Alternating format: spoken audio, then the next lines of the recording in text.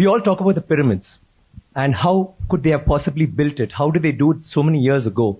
But do you know that in India, we have so many temples, but the one with the highest Gopuram is there in Tanjavur, which is where the Chola dynasty had happened, and his role, Rajaraja Cholan, had built it.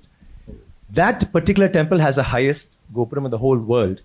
The top stone alone, it's a single stone that weighs 80 tons.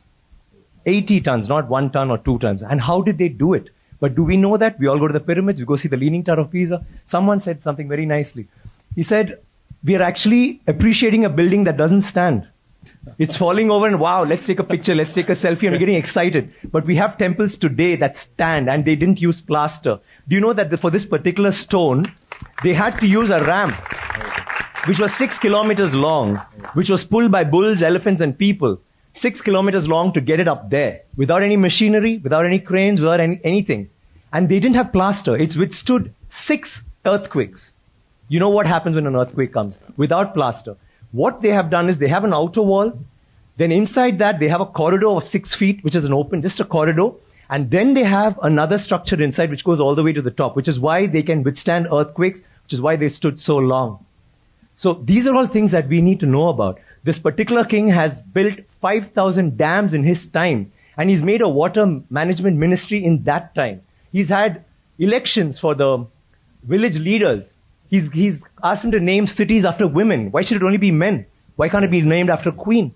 And they've had hospitals, free hospitals, and he actually brought loans. I mean, he used to give loans. He used to help people get dignity, not just throw money around. So this is something that's so illustrious. And this happened in the 9th century. I'm sorry, I'm taking so much time. It happened in the 9th century when the rest of the world, you talk about superpowers today, the 9th century, all this happened when we had the biggest maritime naval thing in the world. And it went all the way to Bali, all the way to Malaysia, and went till we sent emissaries to China. And you know what was the superpower doing then? America hadn't been discovered by Columbus till 500 years later. So think about our culture, think about how advanced we were. We need to be proud of this. It's nothing to do with North India, South India, West India, East India. It is, we are Indians. And we need to feel proud about that.